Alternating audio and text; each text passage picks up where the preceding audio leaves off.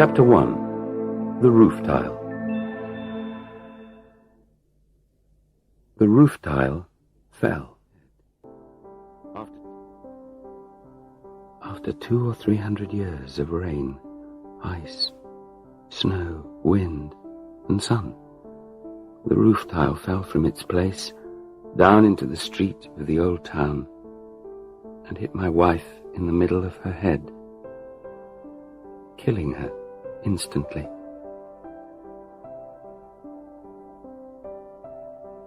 Chapter 2. Jackie. Jackie. What can I tell you about Jackie? I can tell you how she looked that bright February morning when she stepped out into the new sun as the snow was falling off all the roofs, as she went out to buy something for a dress she was making, for a special dinner. We had been married for 3 years. I have a film library of her in the back of my head. In the office, our first Christmas together, skiing in Scotland, the wedding, the trip across France to our new home in Italy, and I also have 10 photographs of her that I took, just 10 out of the hundreds. Afterwards, when I was able to, I looked through all the photos of our life together and carefully chose the 10 I liked the best. I then had them enlarged and put them in a special photo album, which I have never opened since. All this was many years ago. I'm an old man now. An old man full of memories and full of thoughts about what could have been. An old man who often thinks about the way that one tiny chance happening can change someone's life. The roof tile falls a second earlier or a second later, as she goes towards a different shop. She goes towards the same shop a different way. She meets a friend and stops to talk. She doesn't meet a friend and stop to talk. The traffic lights change as she gets to the crossing. Or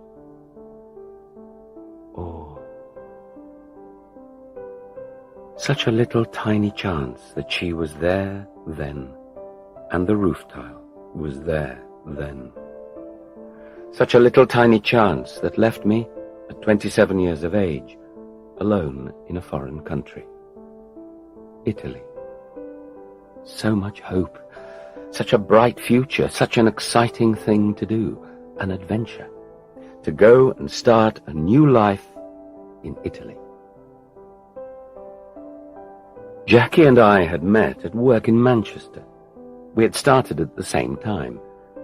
We enjoyed being together at first because we were both new there, and it was good to have someone in the same situation to talk to.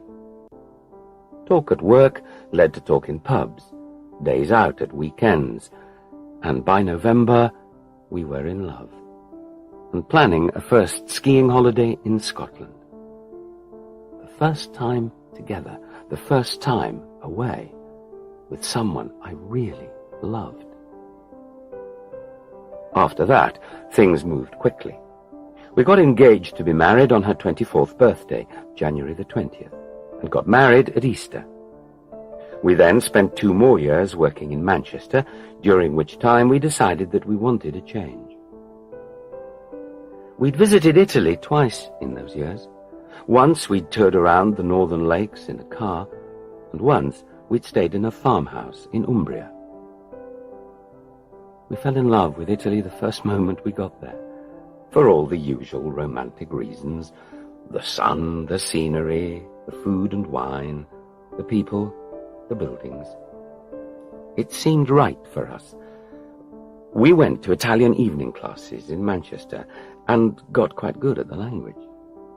Io mi chiamo Paul Morris e tu sei la mia moglie Jackie. I used to sing around the house. We watched Italian films at the Arts Centre, and we went to Italian restaurants regularly. We wanted a change. 3 years in Manchester was enough. Jackie came from Norwich, and I came from Bedford, so neither of us had any reason to stay in Manchester except the job and each other. And then that special day came. One Friday evening, I was reading the abroad part of the appointment section in the weekly company newspaper, when one advertisement jumped off the page at me. Corvo Pharmaceuticals, well-established company in Como, needs 2 enthusiastic young marketing managers to start September the 1st. Accommodation provided, return airfare paid. Telephone Mrs. Robinson on 0183 767 4321 for further details. I remember running into the kitchen with the paper shouting, "Jackie! Jackie! Como!" and nearly knocking her down in my excitement. We'd been to Como 2 years earlier, and we'd loved both the town and the lake. And now, here was a job in that wonderful place. Jackie was soon more excited than me, and phoned Mrs. Robinson at once. We couldn't sleep that night, talking about all the wonderful possibilities if we could get the job. The following Monday, the application forms and details about the job arrived. It all sounded perfect. The company was a good one, and they provided a flat in the center of the old town. To cut a long story short, we applied for the jobs, we were given interviews, and in late May, we were offered the jobs. And we accepted. Italy. We were going to live there, out of cold, wet Manchester and into those hot summers, the blue lake, the snowy winters, the beautiful scenery, the skiing. It was all going to be ours all the time. We left our jobs. Everyone, our friends and family, even the people at work, thought we were silly to leave good jobs in England for an uncertain life abroad. We had expected that. We didn't mind. We packed our things, left some things with our parents, and sent other things to Italy by train. In mid-August, we took a 2-week holiday and drove through France by car on our way to Como. We arrived at the end of August to get the flat ready before starting work in September. It was 3 years after we'd met in Manchester. What a lot of changes in such a short time. Even now, after all these years, I can still remember exactly how good it felt to be in Como. Jackie and Italy, I used to say to myself, the 2 loves of my life, and I had them both. What a lucky man. And I knew that Jackie felt just the same. Our love for each other grew stronger. We did everything together, work and play. We were closer than ever before. We really enjoyed our work. The Italians we worked with were wonderful, and we made friends easily. And at home, all the neighbors were welcoming and helpful. It all seemed perfect. And then, 5 months later, she wasn't there anymore. I would never see her grey eyes shining up at me again. Her hair on the pillow, like in that song by Leonard Cohen, A Sleepy Golden Storm. Nothing. Just me.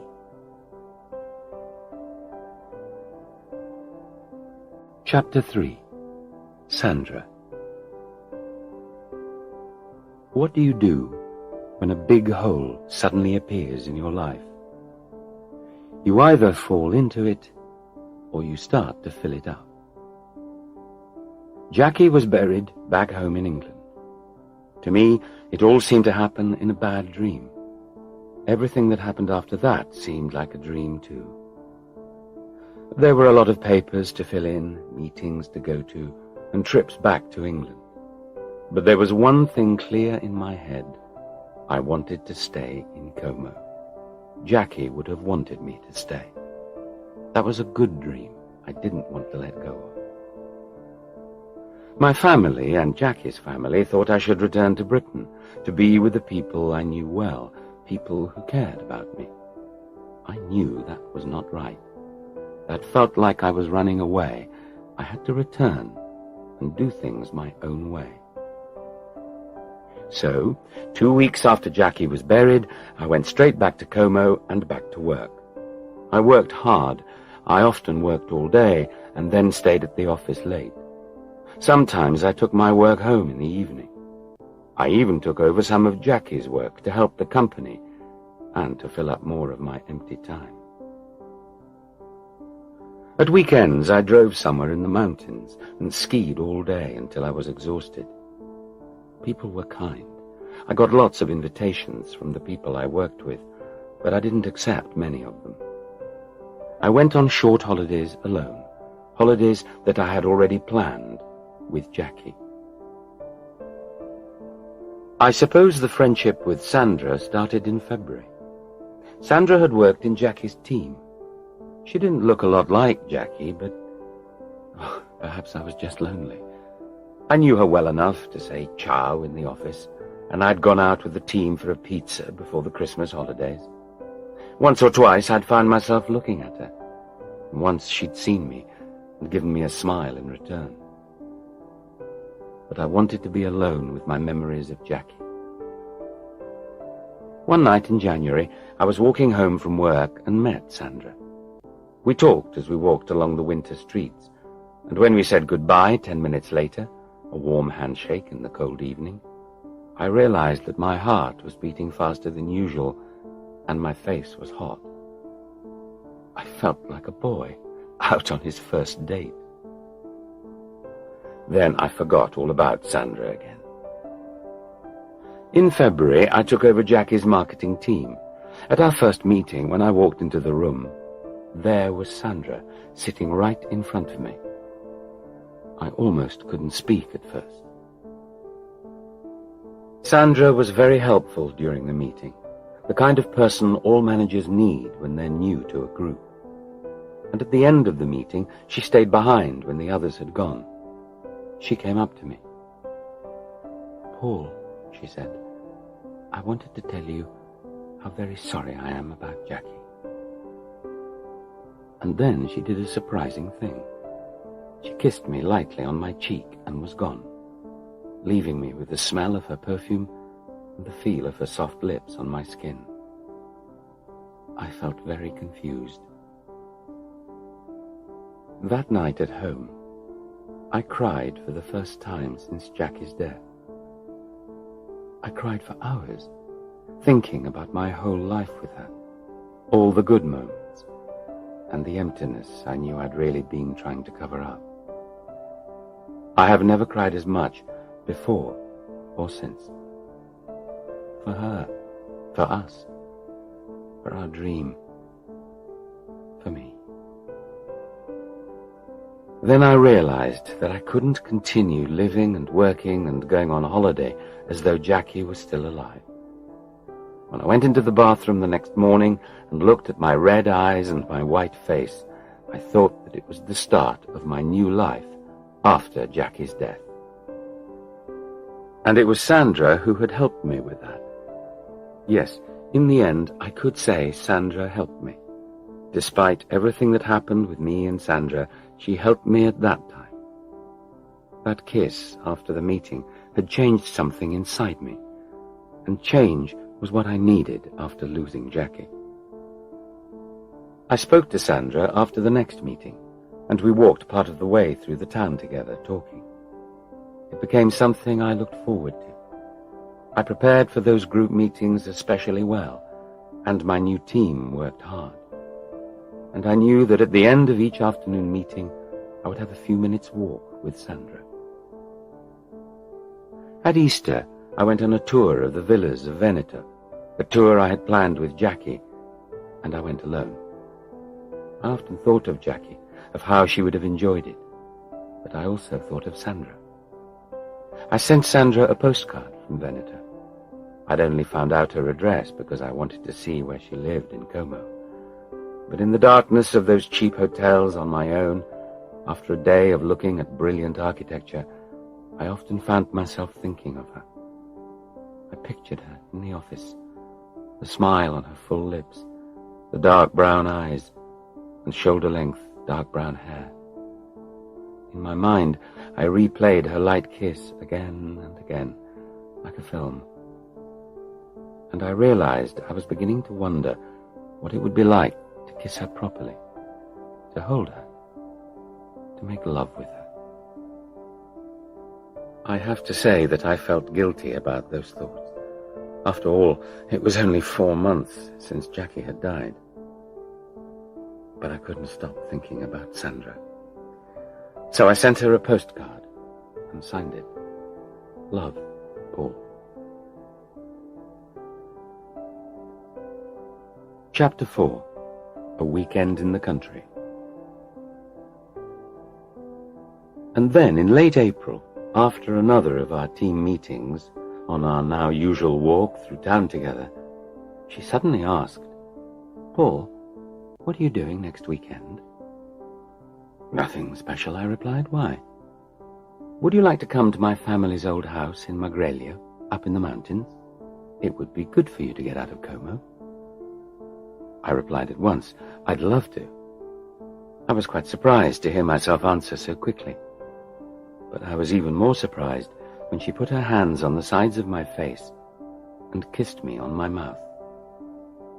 I didn't really kiss back at first, but then I put my arms around her waist, and it turned into a long, deep kiss.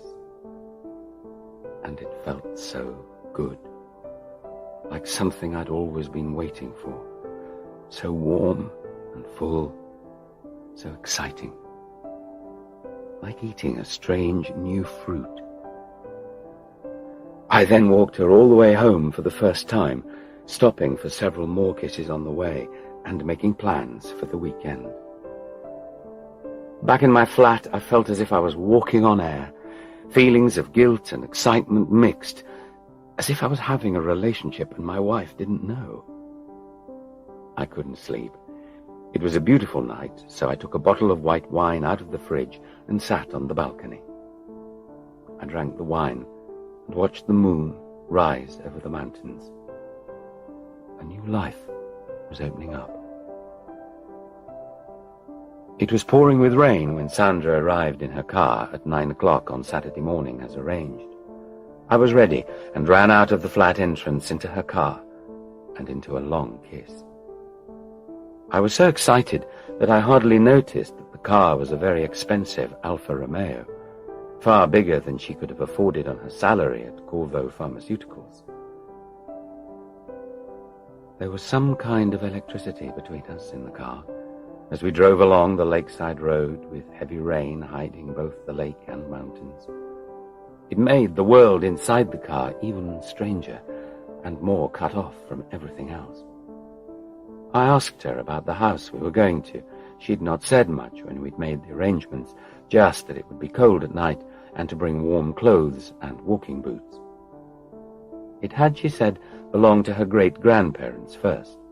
Her parents had lived there when they were first married, but now it was just a place to escape to at weekends. She and her brother had stopped going there much in the last few years. They'd wanted to travel and see other places. Como and Magrelia were not all there was. She laughed. I loved her laugh, so natural and free.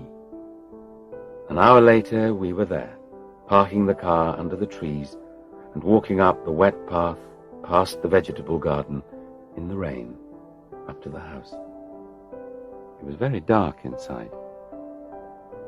"Where are your parents?" I asked.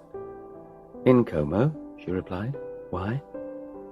"Well, I thought they'd be here, doing weekend gardening and things," I answered, still rather surprised. "The old family house," she'd said, "and I'd thought the family would be there." She turned round, very slowly, and walked over to stand in front of me, her eyes almost black in the low light, but shining, and said, "Why would I have wanted to bring you if they were here?" I said something stupid, like, "Oh, I see," and tried to put my arms around her. She pushed me off playfully. "Later," she said. "Let's make this place warm first." And for the next hour, she was busy turning on the heaters in all the rooms, while I made a wood fire in the living room. Then we put the food we'd brought in the fridge, and she made coffee. We sat on the sofa drinking it as the fire grew bigger. It was 11:30. "Let me show you round now," she said, and took me on a tour of the house. There was a big living room, a kitchen dining room, and a modern bathroom downstairs, and 3 small bedrooms under the roof upstairs. "This was my bedroom when I was a little girl," she said, in the smallest upstairs room. "I used to lie here and watch the sun come up over that mountain every morning in summer. And look, the sun's coming out now. Oh, let me show you the garden." We put our boots on because it was still very wet on the ground outside. We walked hand in hand as she showed me where her grandparents had kept chickens, what vegetables her parents were growing this year, the apple tree where she played as a girl. "What's down there?" I asked, pointing to some stone steps going down to a brown door in the side of the house. "Oh, nothing now," she said. "It was where they used to put wine and vegetables sometimes." I was just turning away when I noticed the lock on the door. It was new. "But Sandra," I started. She was already walking back to the house, saying something about lunch. She put together one of those delicious, simple meals Italians can always make in no time, and we ate it with the good red wine I had brought for her parents. She disappeared while I put more wood on the dying fire. I looked out of the window. The rain was pouring down again. I had hoped we'd go for a walk to the village after lunch, but I didn't feel like it in that rain. "It's raining again, Sandra," I called. "What shall we do this afternoon?" There was no answer. I went into the kitchen.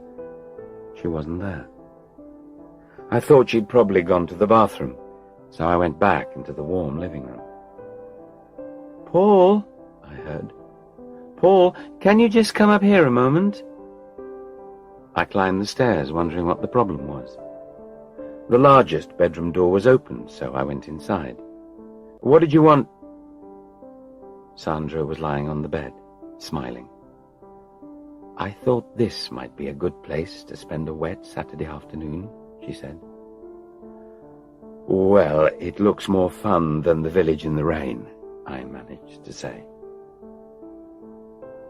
Looking back now, it was perhaps the most enjoyable weekend I've ever had. And I've had a few relationships since then.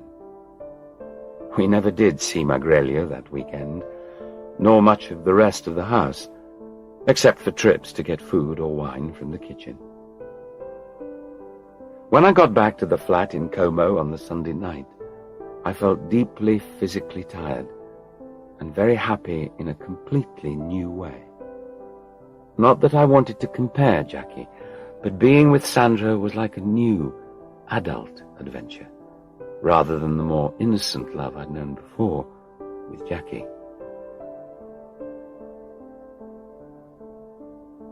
Chapter 5. Mystery in Switzerland. "Let's go to Lugano this afternoon," said Sandra suddenly.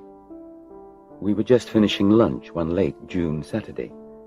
Since our trip to Magrelia, we'd spent several weekends and many evenings and nights together, mostly in my flat. She still lived with her parents in Como. "What?" I asked in surprise. Usually in the afternoons, we would drive to Bellagio to eat cakes or to Villa Carlotta for a walk in the gardens. "Why should we go to Switzerland?" "For a change," she replied. "Have you ever been? It's not far, you know." "I know. Jackie and I went last November." By then, I could talk about Jackie as if our marriage had finished years ago, not just months ago. Sandra had changed everything. "And you can drive us in your car, too," she said. "Okay," I agreed, happy for the opportunity of driving. She usually drove us everywhere, saying that she knew the roads better. And her Alfa Romeo was much nicer. "Let's take your car," I said. "It's not working at the moment," she said. I didn't think then she had a reason to use my car to drive to Switzerland. It was only later that I understood. "But take me home first," she went on. "I need to get something." After driving up to Bellagio, we took the ferry over Lake Como to Menaggio, and then up over the hill and down to Lake Lugano. Next, we went along the lakeside road to the customs. There, the Italian officers let us straight through the border, but the Swiss officers checked our passports and asked us where we were going. We then continued round to Lugano and parked the car. We kissed, and then walked along to one of the extremely tidy cafes in the square. We ordered 2 of the large bowls of fruit, ice cream, and cream, which the Swiss like so much. After a few moments, Sandra looked around the square, looked at her watch, and then stood up. "Toilet," she said, and disappeared inside the cafe. The ice creams arrived, and I started eating mine, wondering why Sandra was taking so long. After 5 minutes, I stood up to see where she was. I couldn't see her inside the cafe. So, for some reason, I looked over the pots of flowers and into the part of the square behind where we were sitting. And there was Sandra, about 100 meters away. She was talking seriously to a very well-dressed man with a bald head and designer sunglasses, who was standing next to a silver Mercedes. The man was obviously quite angry. I saw Sandra open her bag and give him a small package. She then said something else, then turned to walk back to our cafe. I sat down again and ate some ice cream. My heart was beating fast, and I wondered what was going on. The surprise trip to Lugano, using my car, meeting the rich man, the package. It was like something out of a spy film. I didn't know if I should ask Sandra about it or not. "Sorry, Paul," she said when she got back to the table, giving me a kiss on the cheek. "There was a queue, and then I took too long doing my makeup." "Eat your ice cream, it's melting," I heard myself say. Apparently I had decided to be cool and try to find out what was happening later on. Chapter 6. The Summer Holidays. During the summer in Italy, everything seems to slow down. Most people go on holiday, to the beach or the mountains. I hadn't really thought about what to do in the holidays. Jackie and I had talked about driving around southern Italy by car, and although I still liked the idea, I didn't want to do it alone. It was Sandra who mentioned the subject of holidays about 1 week after the Lugano trip. We were in bed in my flat in Como when she turned to me with a serious face and said, "What are you doing this summer, Paul?" "I haven't really thought about it," I answered truthfully. "What are you doing?" "Well, I usually spend the first 2 weeks at our family place at the seaside. It's in Portofino. Have you ever been there?" "No," I replied, "but I've seen some pictures. It's very beautiful." "Would you like to come down?" she asked. "Well, yes, that would be lovely. But where would I stay?" "Oh, there's plenty of space," she answered. "We'll find you a bed." "We?" I asked. "Oh, yes. All the family will be there this time," she said, and added, "Not like at Magrelio." "Oh, I see," I replied, feeling a little disappointed. But I said yes. Of course I said yes. Why would I say no? She was beautiful, and I was in a beautiful country. If I had known what was going to happen, I would have said no. Definitely. Sandra left for Portofino a few days before me. I decided I would visit a few places on my drive down from Como to Portofino. I visited Florence, Lucca, and Pisa in Tuscany, before driving north along the coast until I got to Portofino.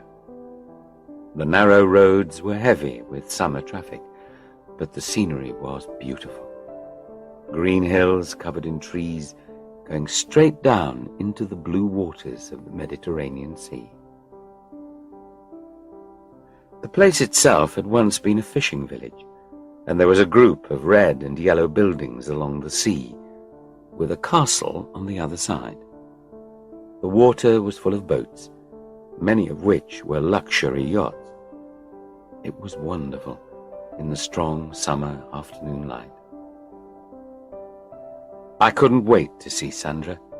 I hadn't seen her in over a week, and I was rather surprised to find just how much I was missing her. I realized how important she had become to me since Jackie's death. And also, I still didn't understand her. That locked room at Magrelia, the expensive car she drove, the trip to Lugano, and the mysterious meeting and the package. The fact that she'd never told me about her life outside work.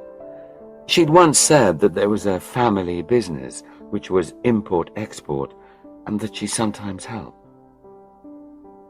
There was something else that I really only thought about as I was driving down through Italy.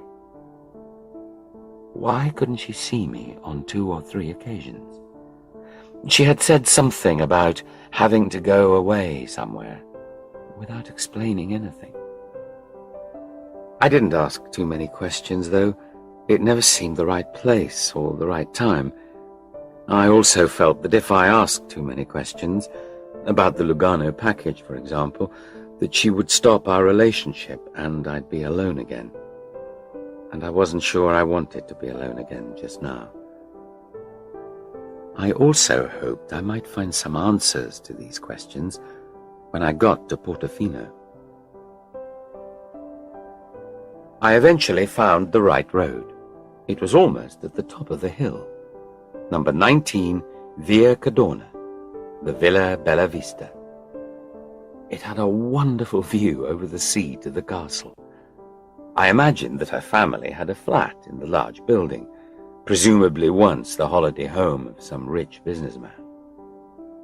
Sandra's shining Alfa Romeo, a couple of Mercedes, and a bright yellow Fiat sports car were in a parking area next to a large garden. Quite a place. I parked my dirty old British Metro next to Sandra's car and got out. At the door, I couldn't find any surnames to show me which flat was which, so I rang the only bell I could find. The door was answered by a middle-aged woman dressed as a housekeeper. "Yes?" she asked coldly, looking me up and down. "Does Sandra Ravello live here?" I asked. "Miss Alessandra is out. Who shall I say called?" she replied. "Well, my name's Paul Morris, and Sandra is—" I didn't have to find the right words, because there was the noise of a car turning into the drive, which made us both turn. My mouth fell open when I realized that it was Sandra sitting in the silver Mercedes with the man I'd seen her meet in Lugano. Sandra looked at my dirty car, then across to where I was standing with the housekeeper, and her face was very serious. I walked over to her as she got out of the car. "Oh, Paul," she said, smiling weakly. "How nice. Look, Andrea, here's Paul Morris, my new manager at Corvo. Paul, please meet Andrea Carter." It was a difficult situation. I tried to be polite, but I was quite embarrassed as I shook his hand. Andrea just looked at me in an uninterested way. "I'm going inside, Alessandra," he said. "I'll see you later. Goodbye, Mr. Morris. Nice to have met you." I stood in the lovely garden, in front of the fine villa, with a beautiful young Italian woman and I had no idea what to think, what to say, or what to do. I stared at the ground. "Paul," Sandra said when Andrea had gone in, "let's walk in the garden." I couldn't say anything. She came and took my hand. "Come and tell me all about your holidays," she said. "What did you visit?" I didn't really want to, but I walked into the back garden with her, and we sat on a seat near a pool full of fish. I felt like one of them, going round and round in circles without understanding where I was. "Paul," she said, trying to take my hand, "why are you so upset?" "Well, how else should I feel? You invited me here, and then you come driving in with another man," I replied. "But there's nothing between us, Paul," she said. "He's just a friend of the family, nothing more." I turned and looked into her eyes.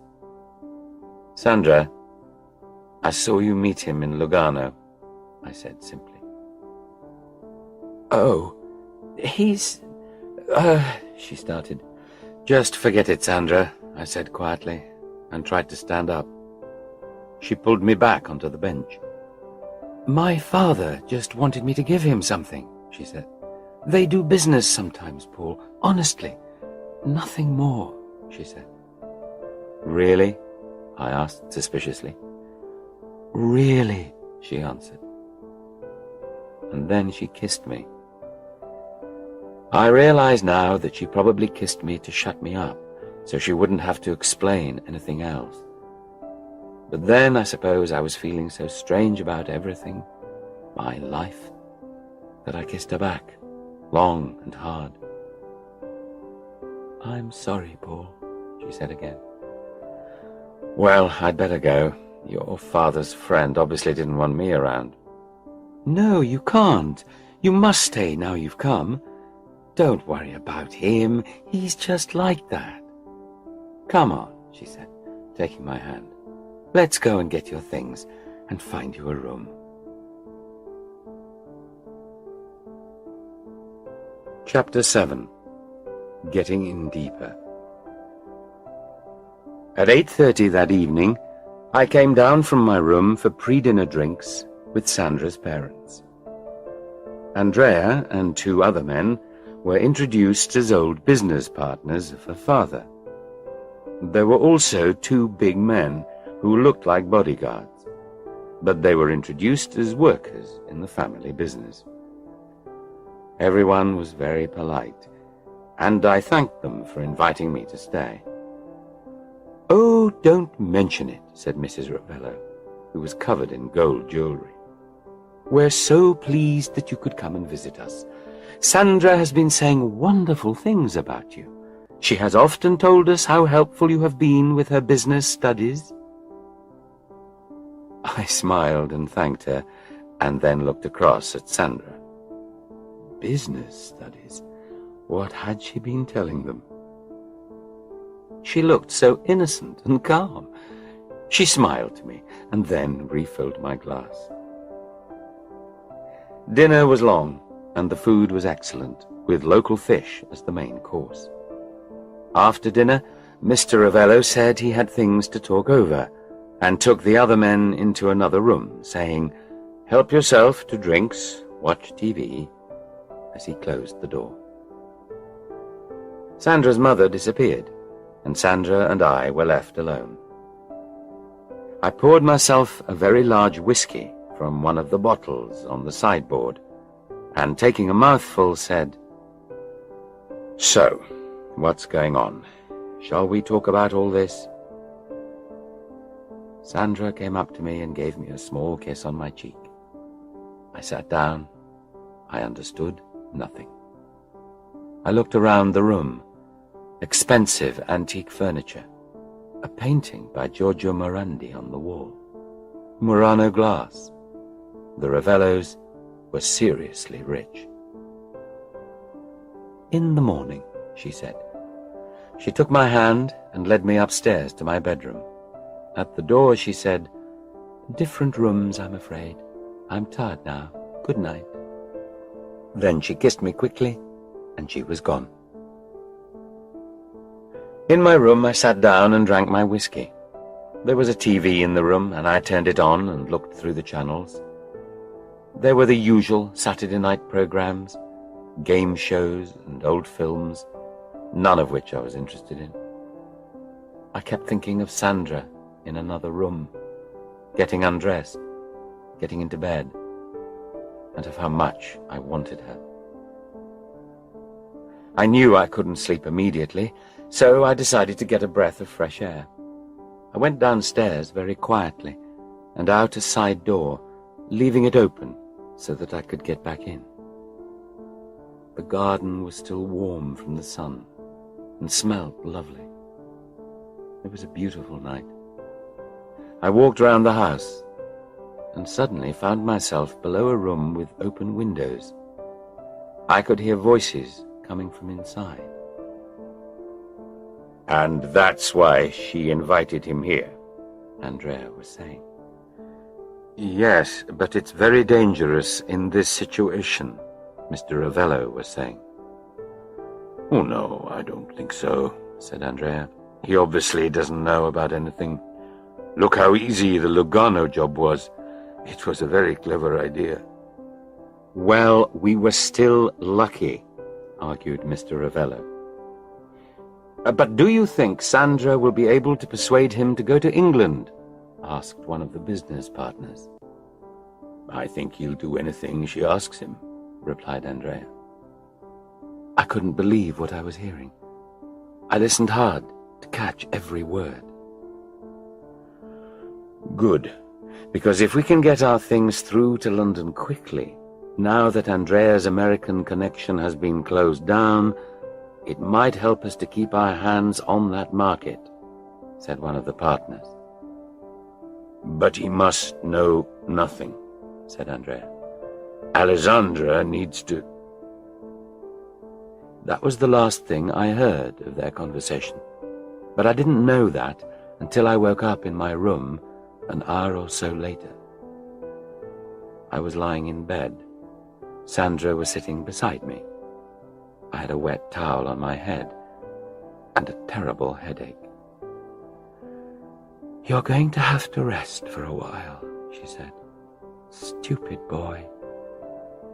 I couldn't see very clearly. "What happened?" I asked. "Oh, poor Paul. What were you doing outside the house in the dark? One of the bodyguards thought you were a burglar. He didn't realize you were a guest of the family." "Well, there was no need for him to hit me," I said, gently touching my head. "I know. I'm sorry. The guards are not very gentle, I'm afraid." "But now, Paul, you've got to get some sleep," said Sandra, putting down the towel and drying her hands. "But Sandra," I started. "Not now, Paul," she replied. "Go to sleep, and we'll talk about it in the morning."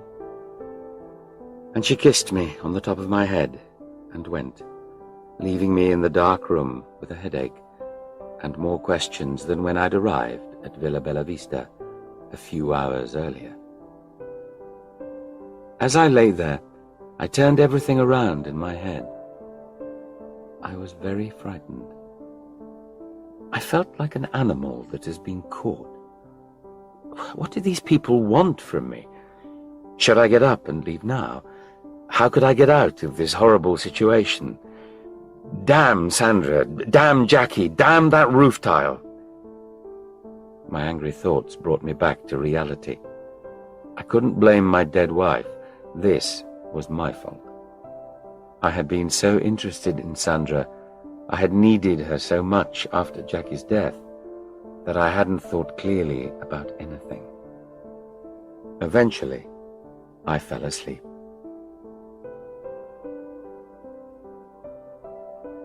Chapter 8. Preparations. I woke early. It was about 4 o'clock. I needed some air, so I went onto the balcony outside my room. It was still dark, but I could hear the sea. I looked across to the castle which had lights shining on it. The wind was playing with the trees. It was very beautiful. As I stood there, I heard a noise below me. I looked down. I was just in time to see one of the bodyguards standing close to my car. Unfortunately, it was still quite dark in the car park, so I couldn't see exactly what he was doing. But it didn't make me very happy. From what I'd heard about the American connection and getting things through to London, I thought I'd finally found out what the family business was. Selling drugs or something else illegal. And when I put what I'd heard this evening together with what I'd seen before, the locked room at Magreglio, the package in Lugano, it appeared quite clear now. Why hadn't I thought about it before? Why hadn't I said anything in Lugano? I thought how stupid I'd been to let myself get into this mess. And now, I also understood something else. It seemed that Sandra had been using me all along. She had already used me once to take something, drugs perhaps, or gold, to Lugano. And in my car. Just imagine if we'd been caught. And she had only invited me here because she wanted to persuade me to go with her to England with something else. Something that was even more important. How stupid I had been. I went back into my room, and after lying, thinking about all of the strange things I had seen and heard, I finally went to sleep again. At about 10 o'clock, I was woken by Sandra with some coffee and rolls. "Hello," she said brightly as she opened the curtains. "How do you feel this morning?" "Okay, I suppose," I replied, feeling my head carefully. "Well, here's some nice breakfast for you," she said, smiling. "When you're ready, come and find me in the garden by the pool. I've got something I want to talk about." "Sandra," I started, but she had already gone. So I had my breakfast, got myself ready, and went down into the heat of the Mediterranean garden to find Sandra. When she saw me coming, she got up and came towards me. "Hello, Paul," she said, taking my hand. "You look much better. I'm so sorry about last night." "Are you?" I replied suspiciously. We sat on the seat by the pool again, and she kissed my cheek. I felt very uncertain about what to do and say after everything that had happened. "Of course I am," she said. "How are you feeling now?" "Okay," I said. She kissed me again. "Good, because I've just had a great idea. We've got a lot of time before we have to go back to work in Como. Why don't we go to England?" "Why should we?" I asked simply. I wondered what she would answer after what I'd heard last night. And I also wondered exactly what she knew about the family business. "You could show me everything. We could have a little holiday together in England. What do you say?" I thought for a long time before I spoke. "I would like to go to England with you, Sandra. Very much. I enjoy being with you, and you're really the only friend I've got. But I need the answers to one or two questions before we go." "What questions, Paul?" she asked. "I need to know about Andrea, about what happened in Lugano, about what I heard last night," I said. "And I need some honest answers." "I've told you about Andrea," Sandra said. "He's simply one of my father's business partners. He manages our exports to the USA, but there have been some problems there recently. That's why he's here, talking to my father this weekend." "So why did we go to Lugano that time?" I asked. For an afternoon out, she said, and because my father asked me to meet Andrea and give him something he'd forgotten. What was it? I asked, staring at her hard. She stared back. I don't know, Paul, she answered. Papers or something. I work for Corvo Pharmaceuticals, not my father's business. It was nothing to do with me. I was just doing something for my father. She seemed to be telling the truth. Maybe I was just imagining everything. Perhaps I had watched too many James Bond films when I was younger. Or perhaps I just wanted to believe her. I looked at her. She was very beautiful. I found it very difficult to see her as a criminal.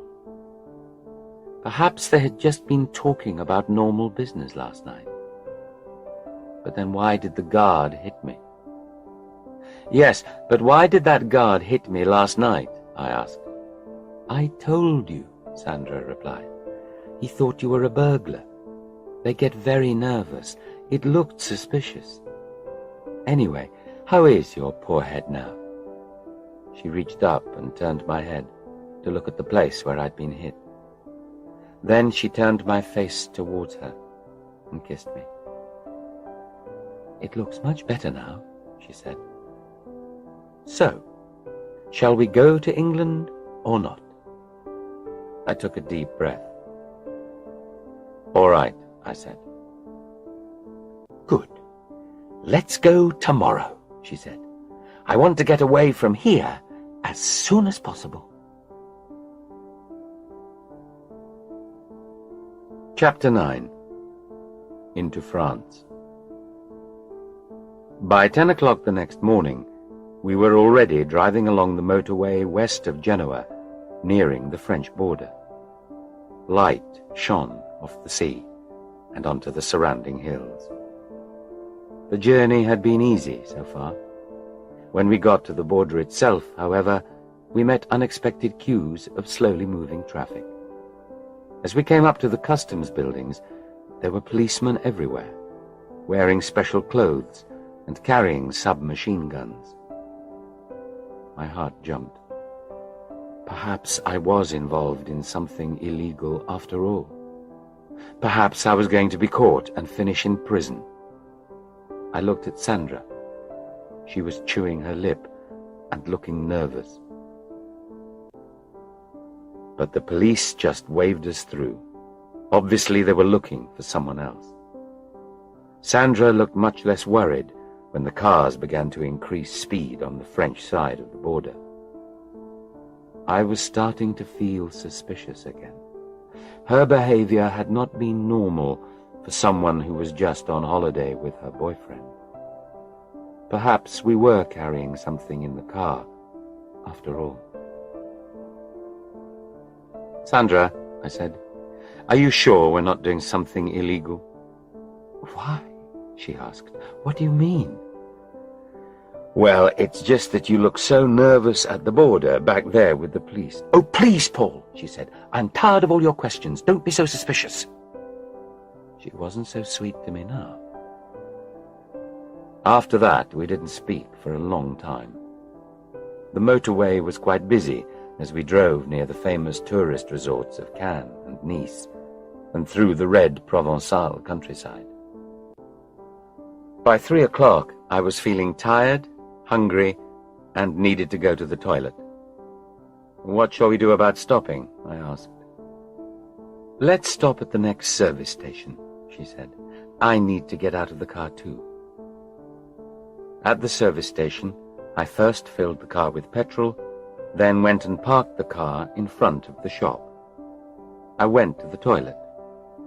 I was just washing my hands when a cleaner came in through another door with a cheerful, "Bonjour, monsieur." For some reason, I looked out of the open door. It was at the back of the building. As I looked, a silver Mercedes drove along the road from the car park. I was sure it was Andrea's car, although I couldn't see the number plate or the driver. I went into the shop. When I looked through the big window, I could see Sandra standing next to our car. She was talking fast Italian to someone on her mobile phone. I bought some orange juice and mineral water and went out to where the car was standing. Sandra was waiting by the car. "Who were you talking to?" I asked. She looked annoyed.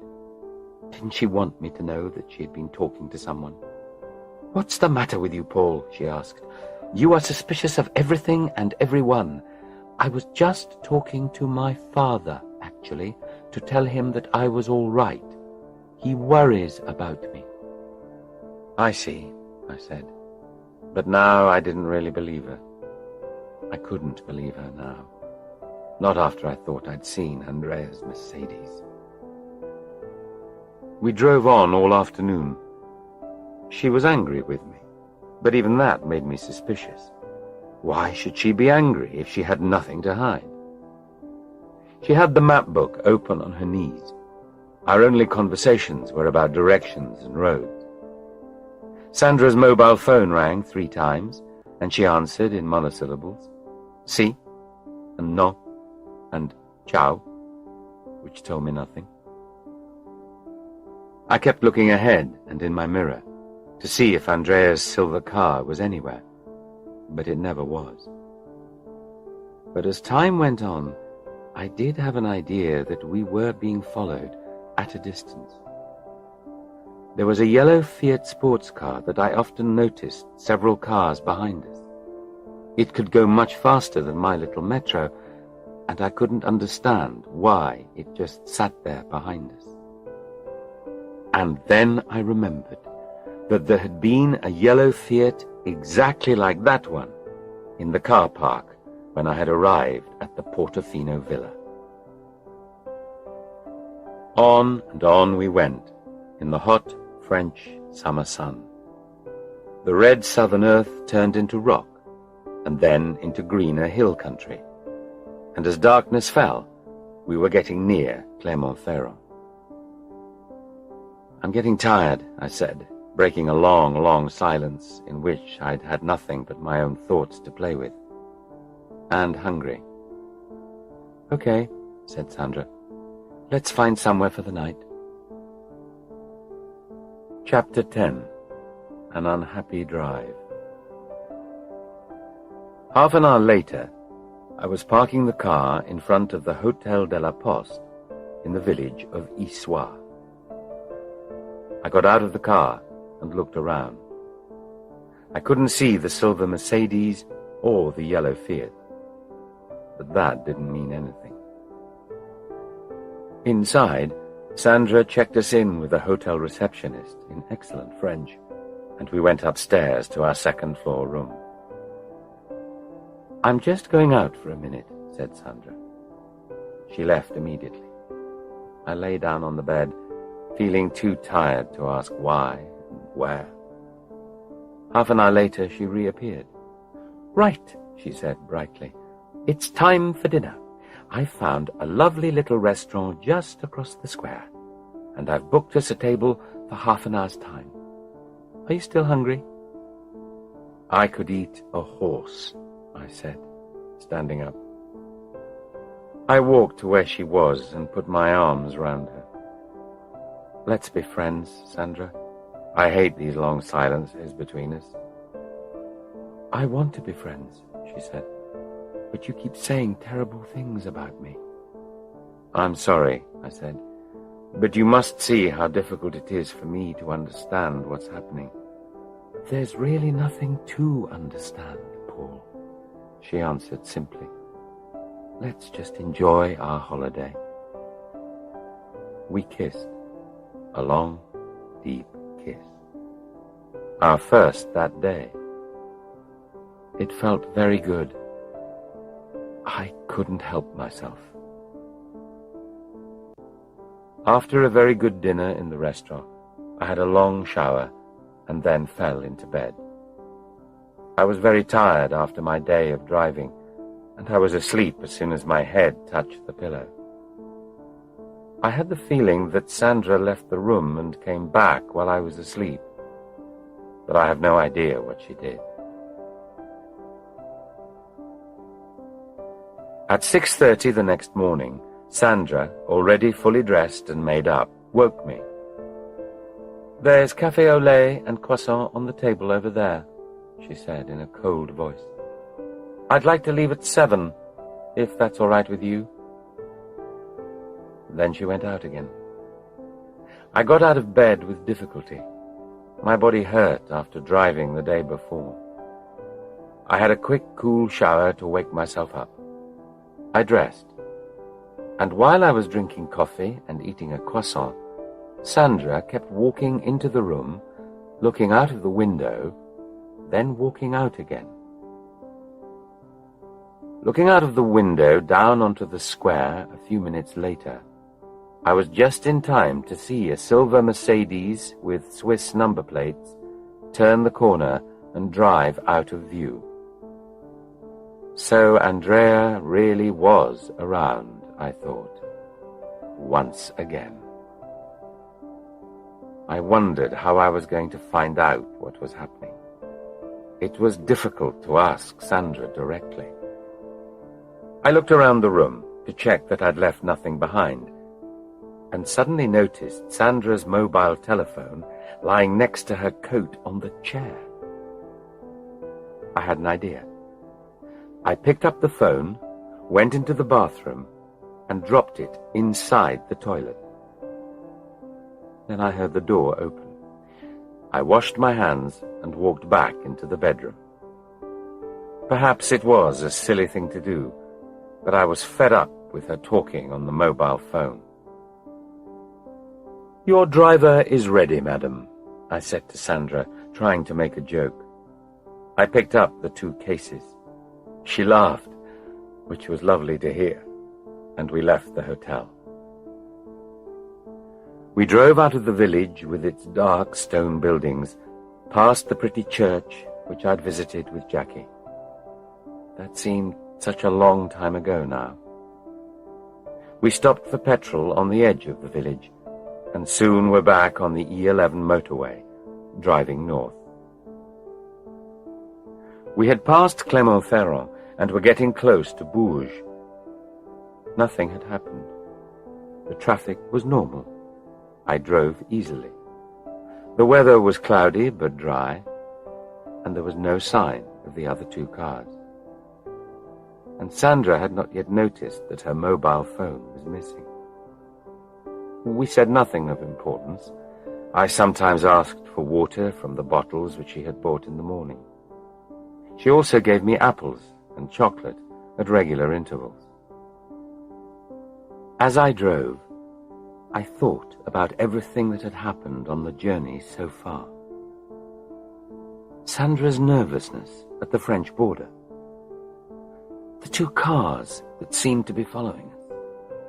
The way that Sandra went out of the hotel room several times.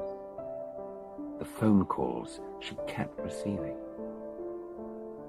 I knew I had to find out what was really going on quickly before we got to England. I felt happy that the mobile phone had now gone. That made it difficult for Sandra to call Andrea or anyone, and gave me more of a chance of finding out the truth. Suddenly there was a scream. Sandra was pulling things out of her handbag, turning to search the pockets of her coat on the back seat, looking through the maps in the door pocket and feeling under her seat.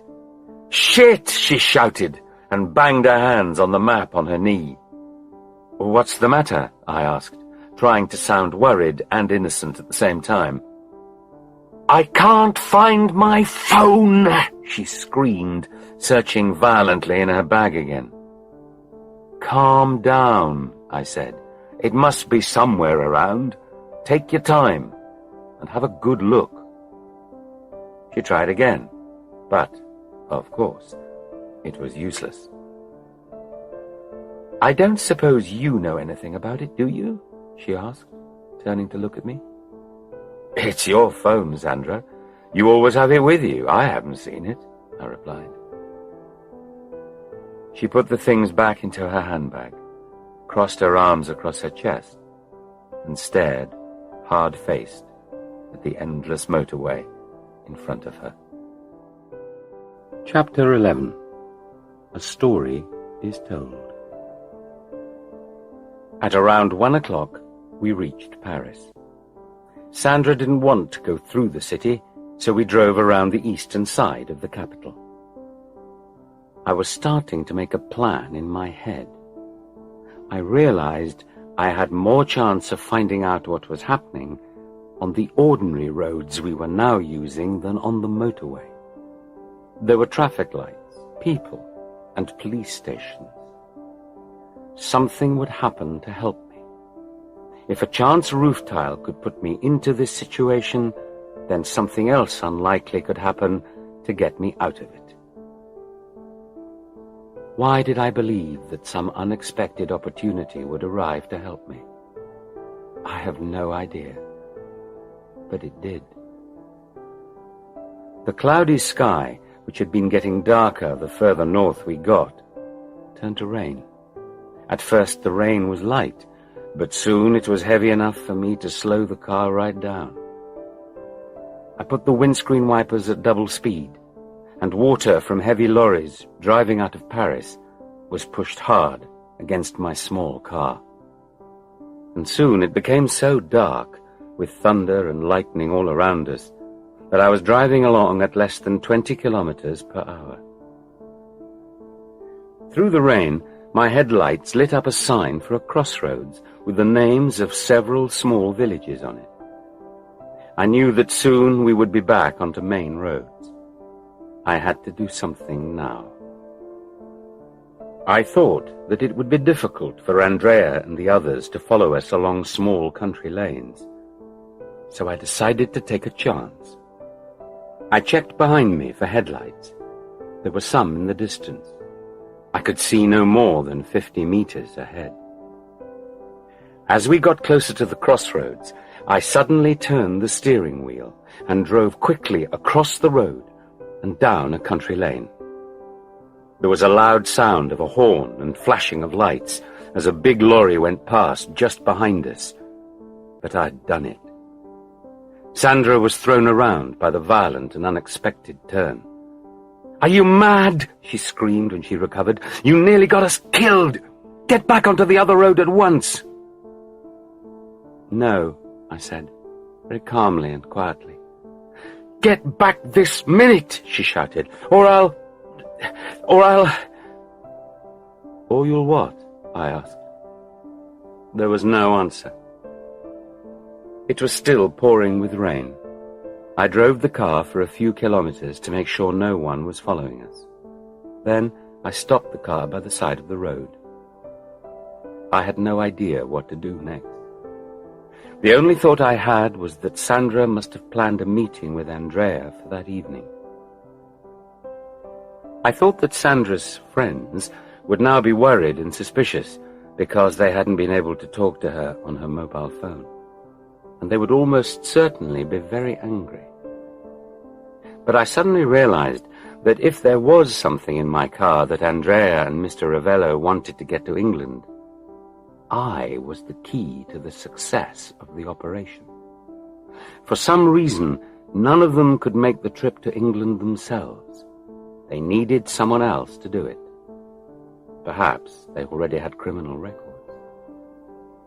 "So," said Sandra once we had stopped moving, "what are we going to do now?" "You think about it," I said, and pushing the seat back, I closed my eyes. Soon I could hear the sound of Sandra crying. At first I tried to ignore her, but then I couldn't stand it anymore. I turned to her. "Sandra, what's the matter?" I asked, touching her arm. She pushed me off. "Leave me alone. You've caused nothing but problems all along."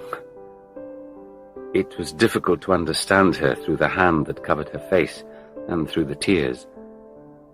"Hey, come on," I replied. "It's you who's behaving strangely, not me." At this, she started crying even more. It's not me," she said with difficulty. "They make me do these things." things." "What do you mean?" I asked, totally confused by what she had just said and wanting to hear more. Slowly, she tried to stop crying. She blew her nose. She looked a mess. Her eyes and face were red, and her makeup was in black lines around her cheeks. She looked like a little lost girl, and I suddenly felt very sorry for her. "Can you tell me?"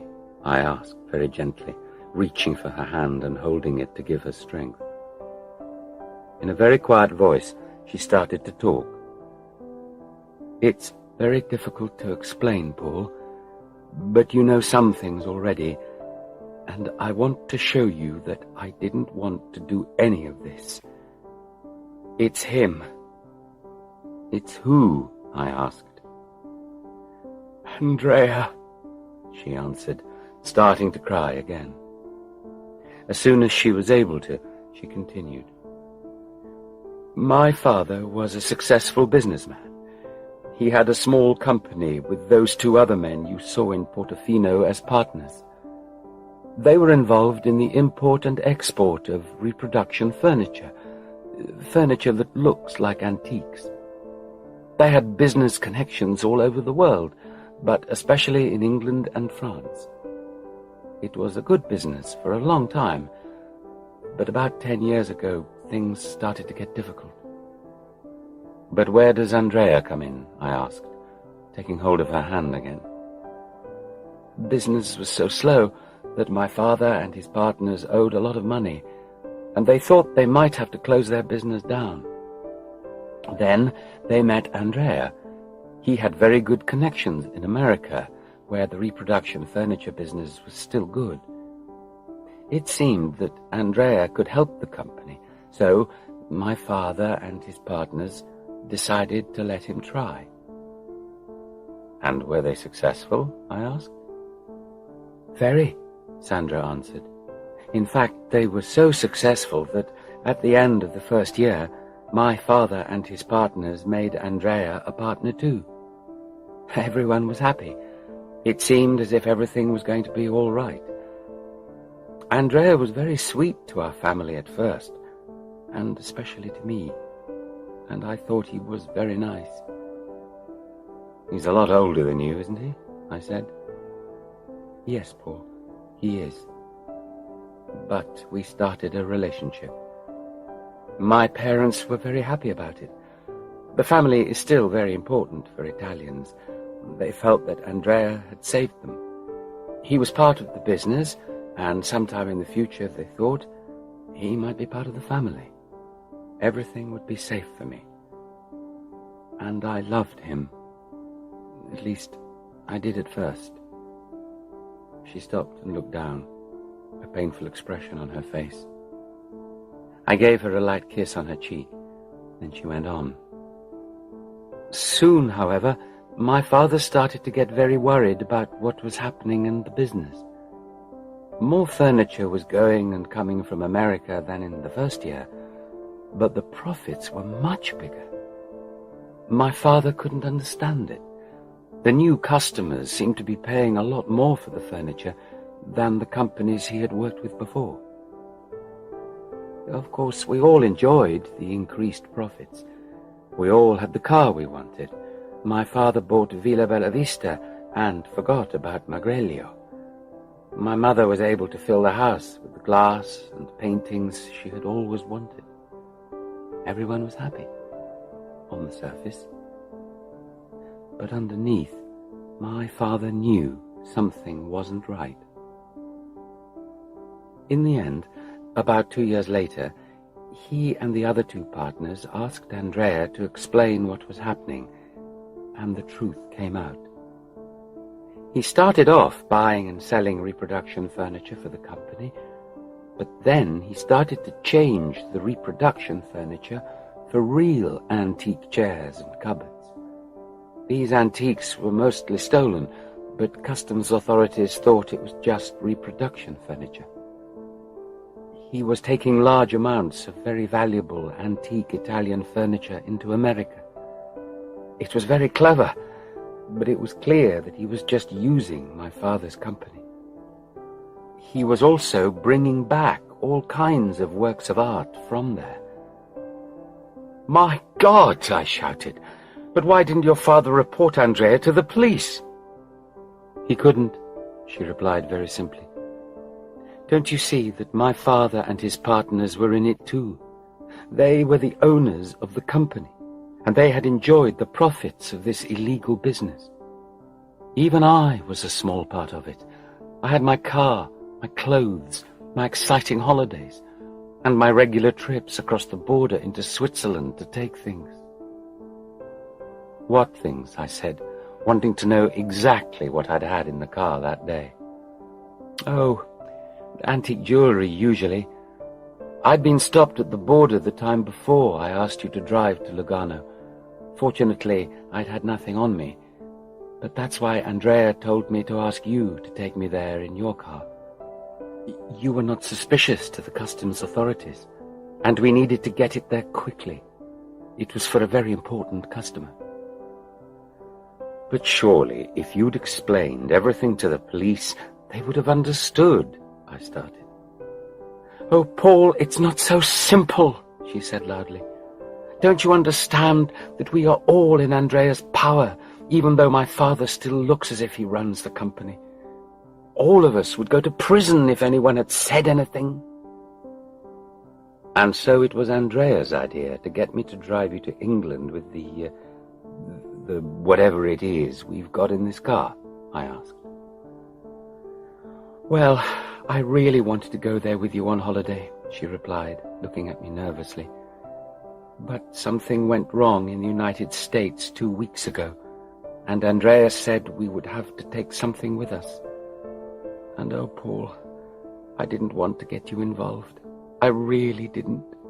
You must believe me." "Why are they following us now?" I asked.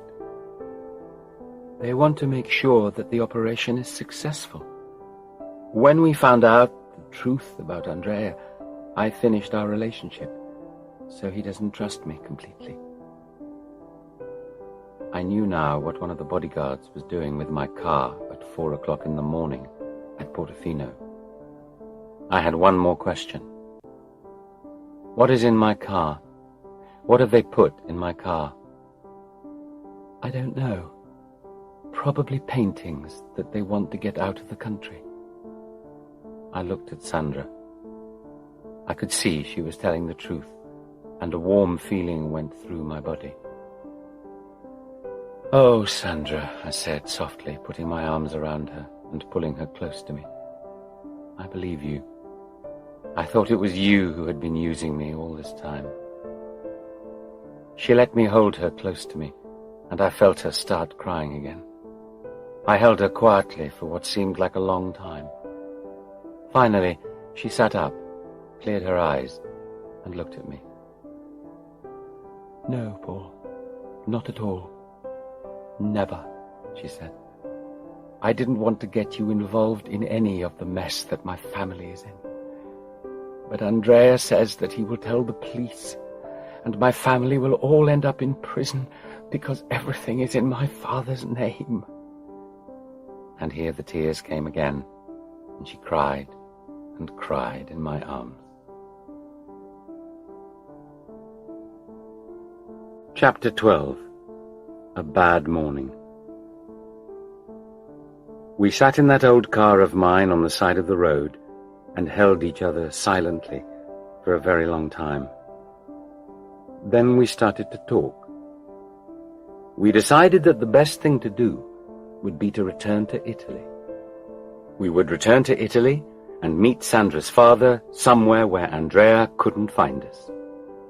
We would phone Mr. Ravello as soon as we could to explain what had happened and arrange a meeting place. We thought it was best to try and persuade him to go to the Italian police and explain the whole situation. We felt the police would understand the Ravello family's problems. After all, it was Andrea who did the illegal business. The rain had stopped, but it was getting dark when we stopped in front of a small hotel at Châteaudun, 100 kilometers south. It had taken us longer to travel back because we had decided to stay off the motorways in case Andrea and his friends were looking for us. After a shower and change of clothes, we ate the usual excellent French hotel dinner in the restaurant downstairs. It was a quiet meal. We were both very tired, and each of us felt very pleased in our own way. Sandra had told me the truth and didn't have to hide what was happening from me anymore. And I finally understood much of the story which I had been involved in. Of course, we were both still worried about the next part. Many difficult problems lay ahead, not least getting back to Italy safely. After a couple of glasses of Calvados in the small bar, we went to bed early. We slept closely together all night, feeling the new warmth of being on the same side. At about 6:30 the next morning, we were woken by loud knocking on the bedroom door. Sandra got out of bed with difficulty and went across to the door. "Wait, Sandra," I shouted, waking up a bit. "Find out who—" It was too late. At that moment she turned the key and the door opened. Sandra was pushed across the room onto the bed by Andrea. One of the guards I'd seen in Portofino followed him in, locking the door behind him. They were both holding guns. Sandra moved close to me on the bed, and I put my arm around her. She was shaking with fear, and her face was very white. The two men stood at the foot of the bed, staring at us, and looking dangerous. "So," said Andrea slowly, with a horrible smile on his face, "we have found our runaway lovers." He and the other man looked at each other and laughed. "But how—" I started. "You stupid Englishman," shouted the big man. "Do you imagine we would have let you go driving around Europe with a car containing a number of priceless—" "Careful," cut in Andrea. "A car containing some very valuable things without keeping a close check on where you were." "We are not stupid, Mr. Morris. I put a very strong radio signal on your car in Portofino so that we could always find you." "And here you are," said Andrea, with a cold laugh. Sandra turned to me with an "I didn't know anything about it" look on her face, and I took her hand to show that I believed her. "Now, get dressed and packed and be ready in 20 minutes, ordered Andrea. "Take out the telephone." The big guard pulled the telephone off the wall. Then they both left, locking the bedroom door behind them. I pulled Sandra closer to me, and we held each other for a few moments. "What shall we do now?" she asked, standing up. "I have no idea at present," I answered, still surprised that they'd been able to find us so easily, and angry with myself for not having thought that they would have checked our movements closely. As they said, whatever was in the car was far too valuable. Priceless was the guard's word, to leave to chance. Once again I wondered what it could be. I got out of bed and walked over to my suitcase. "Well, I think we'd better do as they ask," said Sandra. "We can make a plan as we go along. And Paul—" "Yes," I turned to face her, and she walked over to where I was standing. "I really didn't know anything about the radio signal in the car," she said. "I know you didn't," I replied, giving her a smile and stretching out my hands to her. She took my hands in hers and stood looking at me. "And anyway, there's something I want to tell you." "Yes," she said, with an uncertain look on her face. "Sandra, I love you," I said, and then added, "and when all this is over, I want to be with you all the time. I want to marry you." I must say that I hadn't really thought about marriage, but I'd realized after her explanation yesterday that I really did love her. I'd been so uncertain about my feelings, confused as they had been at first with Jackie's death and then with this awful nightmare. And now it seemed as if a window had been opened in a dark room and sunlight was coming in so that I could understand everything. "Oh, Paul," she said, staring at me almost in disbelief. "How can you love me when all I've done is bring you so much trouble, and when we don't even know how we're going to get out of this?" "I know it looks impossible at present," I replied, pulling her closer to me. "But we'll be all right. Just tell me one thing. Do you love me?" "I do, Paul. I do. It just seems so difficult now." She stopped speaking, and tears came to her eyes. I put my hands on either side of her face and looked into her eyes. "No crying now, my love," I said softly. "I need all your help now. Okay?" She nodded and smiled.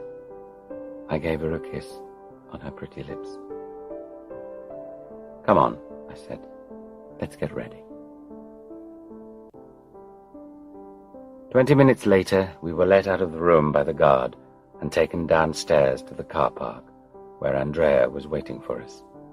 Their cars were parked on either side of mine. "Now listen very carefully," Andrea started, in an unpleasant voice, pointing at me. "You've already given us enough problems. And this new delay means that we will have to wait a day or two here in France."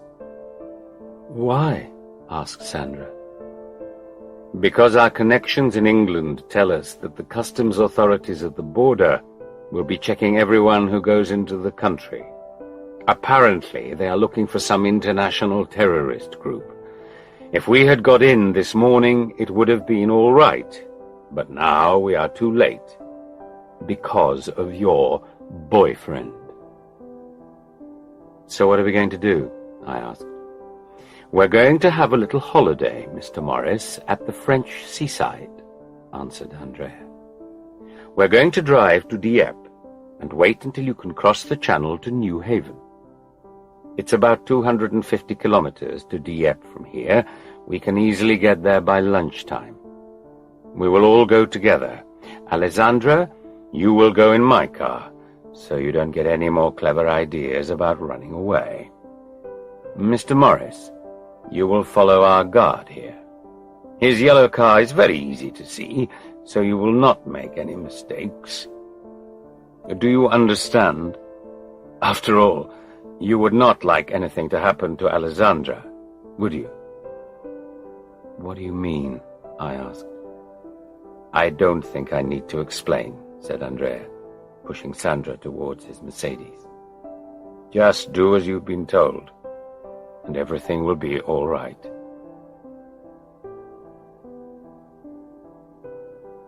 Chapter 13. The Farmhouse.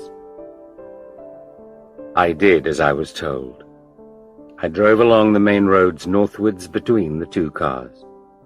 Whenever I looked in the mirror, I could see Sandra sitting beside Andrea in the front seat of the silver Mercedes, as she must have done many times before.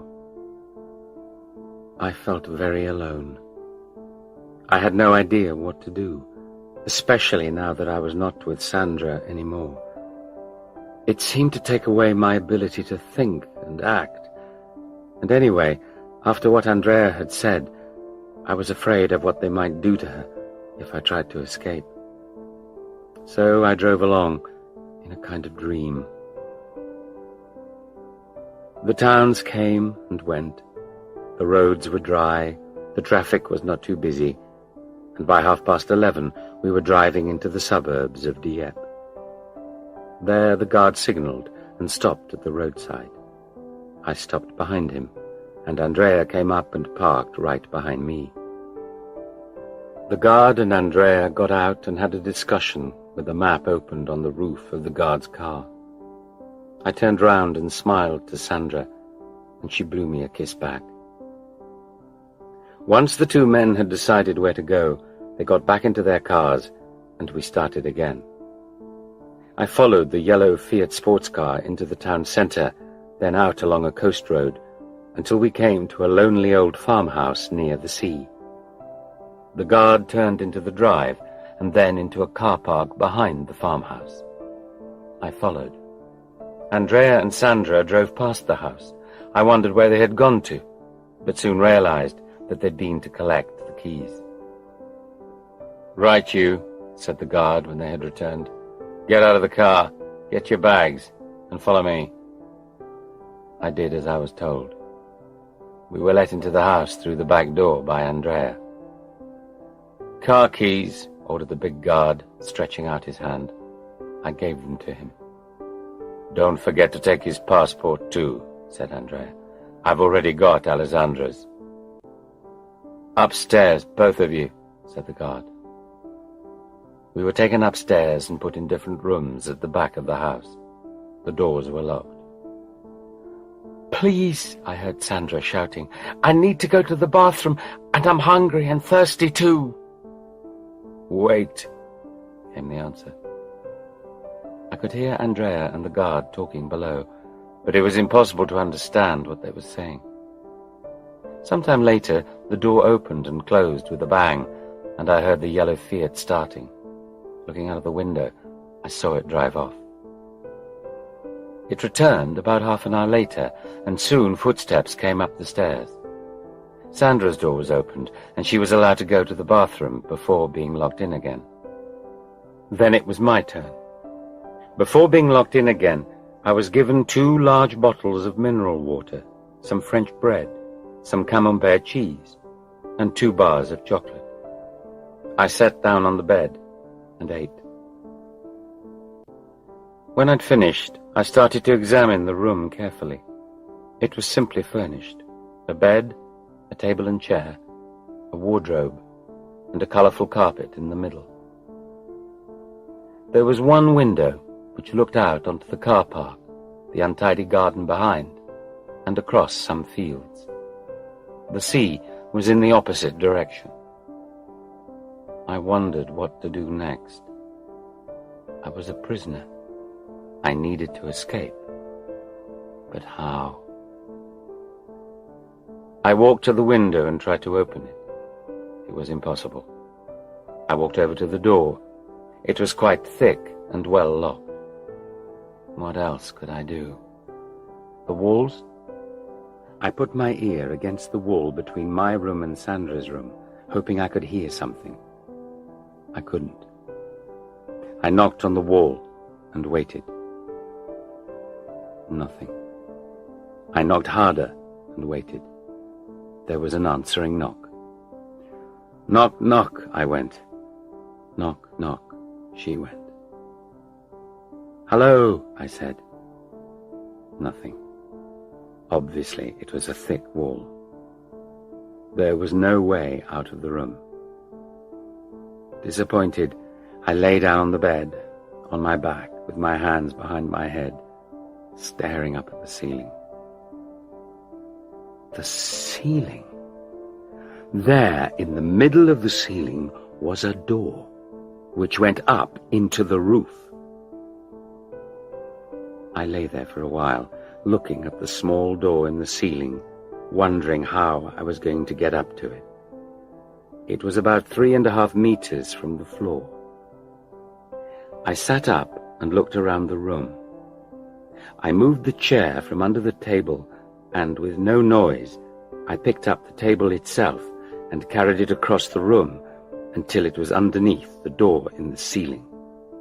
I put the chair next to it and climbed up on the table.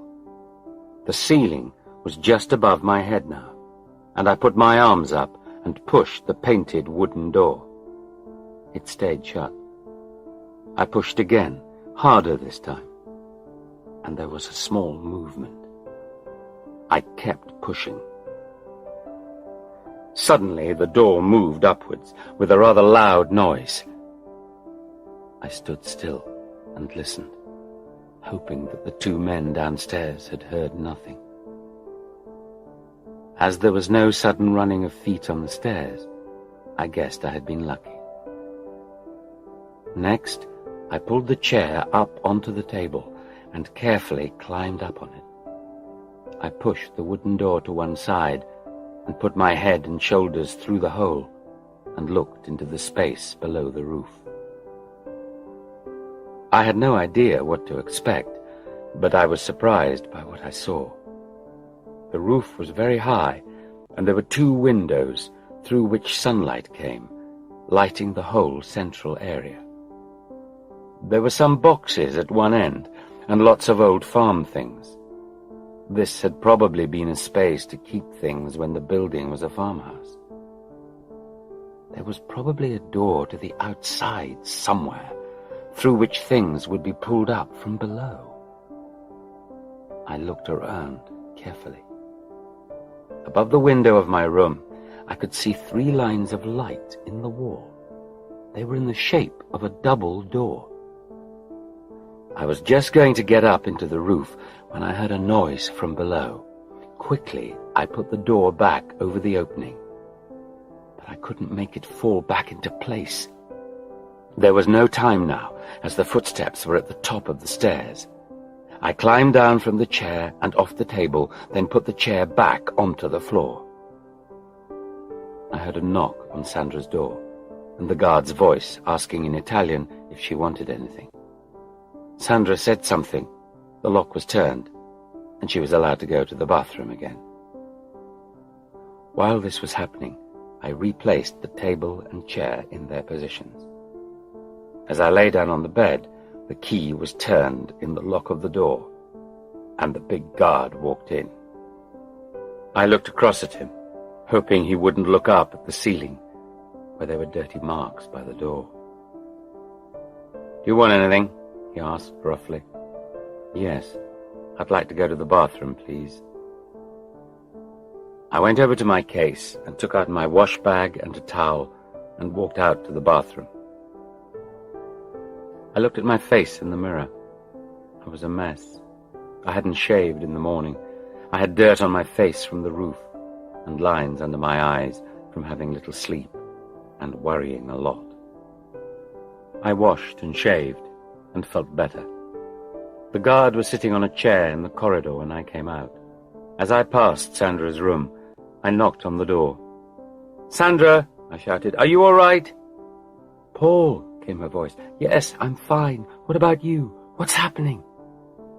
"I'm okay," I replied. "I don't know what's going on. I suppose we're just waiting until we can cross to England. I don't know if—" "All right," said the guard, walking up to me. "That's enough. Get back in your room." I did as I was told. The door was locked behind me again, and the guard's footsteps disappeared downstairs. I looked at my watch. It was 5 o'clock. I decided not to get up in the roof now. I would wait until Andrea and the guard had gone to bed. I ate some more bread, cheese, and chocolate.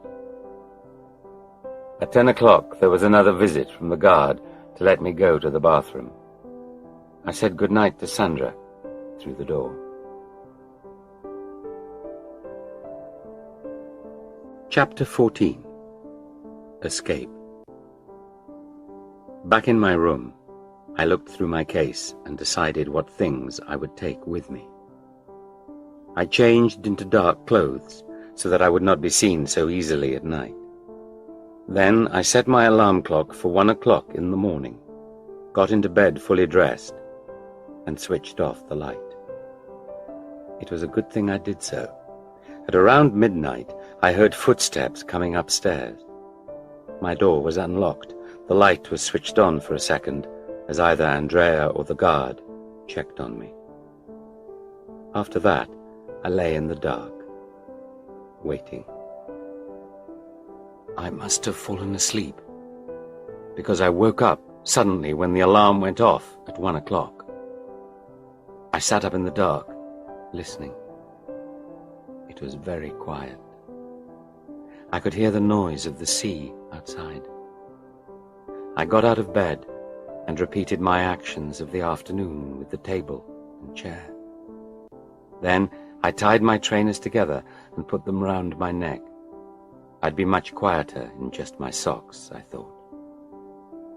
Soon I was pulling myself up into the space under the roof. The floor made a noise as I stood up. Moonlight came in through the windows, giving me a little light.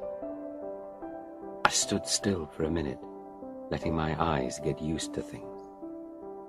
Then I walked slowly and softly across to the double doors. I couldn't see how they opened in the afternoon. I would have to do it all by touch now, in the dark. I found the door and moved my hands up and down it. There was no lock and key in the middle, so I moved down to the bottom. There was something metal there. I felt and turned it and pulled upwards. Nothing happened. I put both hands on it and pulled hard up. The door moved suddenly, and I fell over backwards with a noise onto the floor. I lay there for a minute or two, breathing fast after the effort.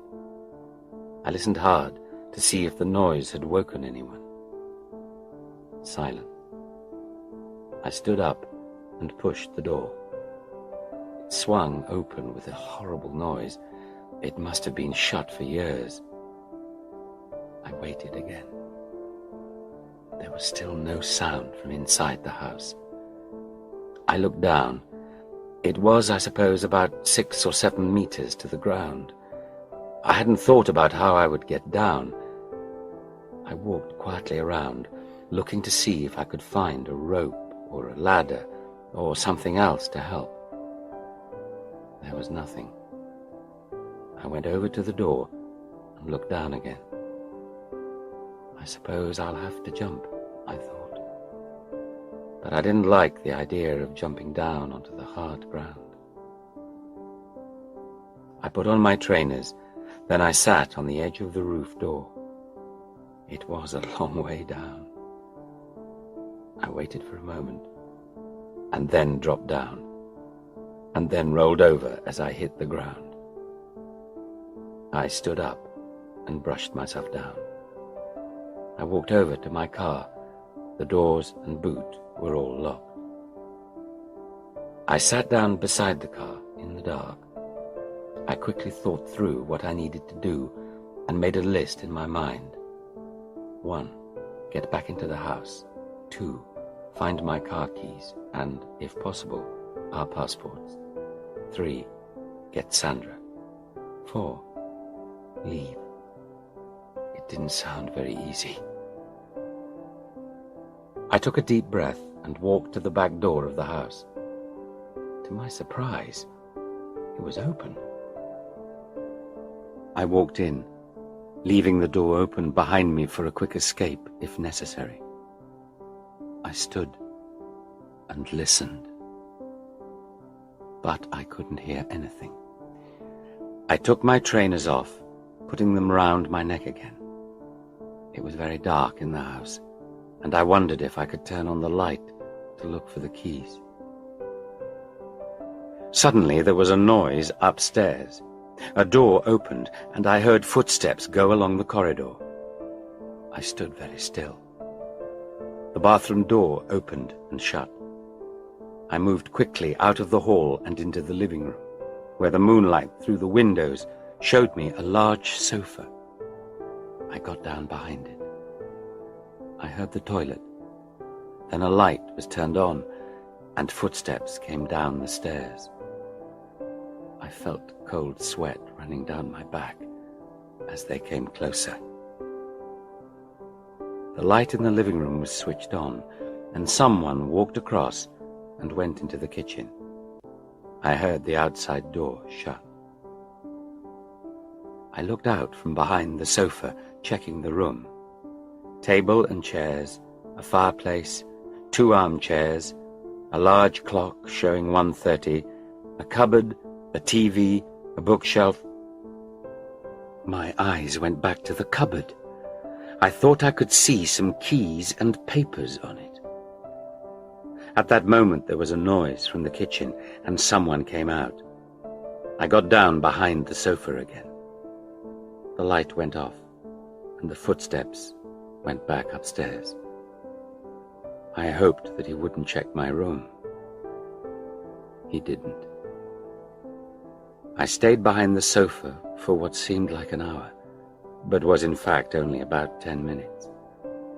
When it seemed safe to move, I walked quietly across to the cupboard and felt for the keys and papers I'd seen when the light was on. I picked them up and moved over to the window and looked at them in the moonlight. I was surprised to find that there were 2 sets of keys. One of them was my car keys, and the other looked like the house keys. I was even more surprised to find both of our passports were there too. I put everything into my pocket. Now for Sandra, I thought. Out in the hall, I stood in the darkness, listening. I could hear nothing from upstairs. I started to move up the stairs as slowly as possible. I waited after each movement. My heart was beating loudly. Finally, I reached the top of the stairs and moved gently along to Sandra's room. I turned the key in the lock as slowly as I could, pushed the door open, moved inside, and closed the door behind me. I turned the light on. Sandra sat up in bed with her hands over her eyes. "Ma che cosa?" she said, dangerously loudly. I put my finger on my lips, and she saw it was me. I walked over to her bed and sat down beside her. We held each other for a moment. "But how?" she started again. "It doesn't matter now," I whispered. "Get dressed and put what you want into your handbag as quickly as you can. We're leaving. And don't put your shoes on." She did as I asked. When she was ready, I turned the light off and we went out into the corridor. I listened for a moment. Then I locked the door and took the key out of her door and mine. Anything that might buy us time later. We moved slowly, nervously, downstairs. Any noise might bring the guard or Andrea running with their guns, and our escape would be over. Once down in the kitchen, we both put our shoes on and went outside. I took the house keys out of my pocket and locked the door behind me, and then I threw the keys away. "We'll push the car down to the road," I said to Sandra as I opened the doors, "so that when I start the engine, it won't be so close to the house." Sandra agreed. We pushed the car out from between the other 2 cars. "Thank goodness it's such a small car," whispered Sandra across the roof. Gently we pushed the car out onto the road. Suddenly Sandra turned and ran back down the path and disappeared. I was alone in the dark. What was she doing? Had she decided to return to Andrea? Was she going to give me up? I was suddenly suspicious of her again. Any minute, I thought, a light would go on and someone would start shooting at me. I was about to get into the car when I saw Sandra coming back. "What did you do? Where did you—" I asked. "Quickly," she said. "Get into the car." We pushed the car a bit more and jumped in. The car hit something and my door shut very loudly. I tried to start the car. Nothing happened. It wouldn't start. We stared at each other. We were both frightened. I looked back at the house and tried to start the car again. Nothing. A light went on, and a window opened in one of the front bedrooms. A head appeared, shouting something in Italian. I tried to start the car again. "Come on," I whispered to the car, trying a 4th time. This time it started. Just then, there was a loud bang from the house, and a noise at the back of the car. "Quick!" shouted Sandra. "They're shooting at us!" There was another bang, and a noise on the roof of the car this time. "Keep your head down," I said. I kept the car headlights off until we turned the first corner. Then I put them on and drove off as fast as I could. There were more shots as we went down the road, but none of them hit the car. Chapter 15. South across France. "What were you doing back there?" I shouted at Sandra. "What were you doing? We could have been caught. They'll catch us very quickly now." I was angry with Sandra, although, if I think about it, it was my door that shut loudly and woke them up. In fact, Sandra had saved us some time. "I was cutting their tires," she said, and held up a knife. "How did you get that?" I asked, feeling happier now. "The guard lent it to me last night to cut up my bread and cheese," she answered. "I cut all 4 tires on both cars, so they'll have to get them changed. I guess that gives us a couple of hours, even if they can get someone to come out and change them at this time of night." "You're absolutely amazing, Sandra Ravello," I shouted. I hadn't thought about where we should go. As we drove towards Dieppe, I asked Sandra what she thought. "I think we still need to get back to Italy," she said. "Okay, Italy, here we come." We drove south, stopping to fill up with petrol and buy something to eat and drink at the first petrol station out of the city. It was 5 o'clock in the morning. We were very tired, but we thought we should still keep driving. Sandra slept a little, and at about 1 o'clock in the afternoon, we stopped again. We needed more petrol, and we needed to rest. After filling up the car with petrol and having a drink in the bar, Sandra telephoned her father to tell him what had happened. We arranged to meet at the Italian border the next day. We then moved the car over to the corner of the car park to have a rest. "Let's rest for an hour, and then we'll continue." I pushed the driver's seat back and was so tired I quickly fell asleep. I awoke suddenly. Sandra was asleep beside me. I looked at my watch. "Bloody hell!" I shouted. "Sandra! Sandra, wake up, quickly! It's 4 o'clock!" She awoke with difficulty. "What?" she said. "What's the matter?" "Quickly, let's get going! It's 4 o'clock! We've slept too long!" I shouted. We got ourselves ready and left at once. "We're both exhausted after sleeping so little and having so many things to worry about," I said to Sandra as we were driving. "We'll be fine. I'm sure cutting their tires bought us the sleeping time we needed. Now we can drive straight to the border."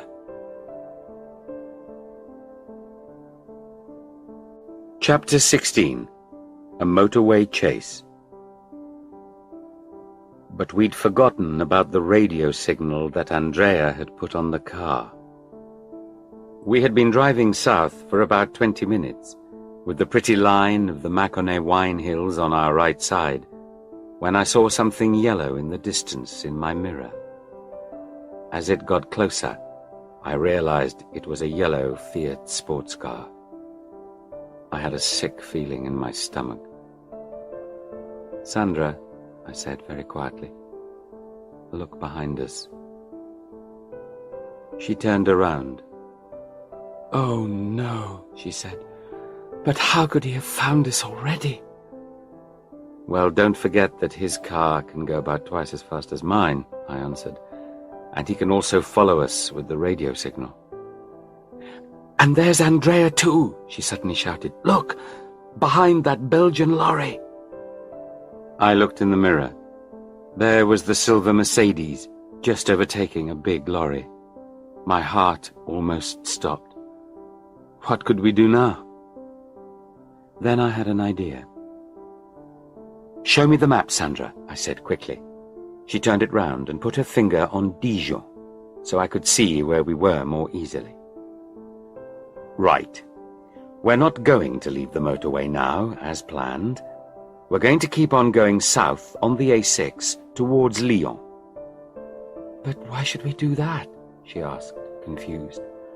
Both their cars are much faster than ours. That's just the point, I explained. If we leave the motorway, the road becomes very hilly, and this little car can't go up hills very well, so it would be very easy for them to catch us. Also, it's a much quieter road, with less police and help on it. What I'm going to do is drive as fast as I can along this flat motorway. They'll have to follow. Hopefully, the police will soon notice all of these cars driving too fast. Once we see the police are following, we'll stop and you'll explain everything in your beautiful French. It's our only chance now, Sandra. Otherwise, Andrea will just stop us and do what he wants. But Paul, that's very dangerous, she said, with a worried look in her eyes. But it's no more dangerous than being caught by Andrea and that big guard, is it? I asked. No, I suppose not, she answered. But be careful, Paul. I kissed her cheek. Looking in the mirror, I could see the guard's yellow Fiat 2 cars back, and Andrea's Mercedes about another 4 cars back. I was in the middle lane, and the traffic was quite light. Right, I said. Here we go. I went faster and faster. I'd never really wanted to see how fast the metro could go. It said 180 kilometers per hour on the speedometer, but I don't think I'd ever gone faster than 130 before. Soon I was driving at 170 in the fast lane of the motorway. I had my headlights on and my warning lights flashing. "I don't think you'd better go any faster," shouted Sandra nervously over the noise of the engine. The car obviously didn't like this very much. "No," I shouted back. "This is okay. They're following." Both cars had moved out to follow us and were a couple of 100 meters behind, with Andrea's Mercedes just in front of the yellow Fiat now. "And look," shouted Sandra, excitedly pointing upwards. "There's a police car on the bridge ahead." I flashed my headlights several times as we came up to the bridge, hoping to get their attention. By now, Andrea was close behind me and flashing his lights too. When Sandra looked round, he waved his arm and pointed over to the side of the road. "He's signaling us to move over," she said. "He must be mad." "Can you see the guard?" I asked. I could only see Andrea in my mirror. "Yes, he's 100 meters or so behind Andrea, and—" She took a deep breath. Paul, there's a police car behind too. I can see the blue lights. Your plan's working." I tried to make the metro go even faster. Ahead of me there wasn't much traffic, and any cars in front moved over into the middle lane as I flashed my lights. We were doing over 180 now. The engine was making a terrible noise, and the whole car was shaking. At the next junction, Sandra saw 2 more police cars join in the chase. She looked at Andrea, who was no more than 20 meters behind us, and said some terrible things about him in Italian. He signaled again. A space opened up on the inside, and I changed lane without slowing my speed. Andrea followed. Then I moved into the emergency lane, still going as fast. The surface wasn't very good, and there was a lot of tire noise. "Careful, Paul," said Sandra in a loud, frightened voice as she turned to face forward again. "Look ahead." In the far distance, I could see a large lorry in the emergency lane. It was getting closer very quickly. "Oh my God!" I shouted and started to slow down. Immediately there was a bang from behind, and my car was pushed violently. Sandra screamed, and we both fell forward, despite our seat belts. Andrea had driven into the back of us when I slowed so suddenly. He had not seen what was happening ahead. I braked hard and fast in a cloud of burning rubber and dust. But it was too late. The Metro and I were not good enough to avoid hitting the lorry. The car turned right as it came to a stop, and the whole left-hand side of the car, Sandra's side, went hard into the back of the lorry. There was a terrible noise of metal against metal, and a single, long scream from Sandra. Then silence. When I woke up, I was lying in the back of an ambulance. I tried to sit up. I couldn't. There was a nurse there. The first thing I asked her was, "Where's Sandra?" The serious-faced French nurse nodded her head. I fell unconscious again.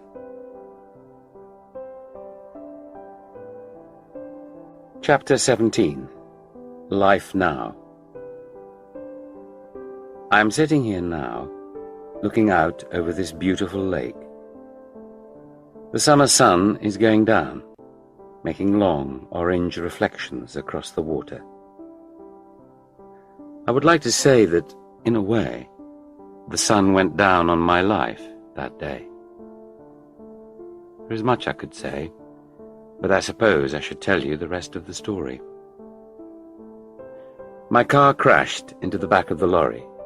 I had only a few small injuries, but Sandra's injuries were a bit more serious.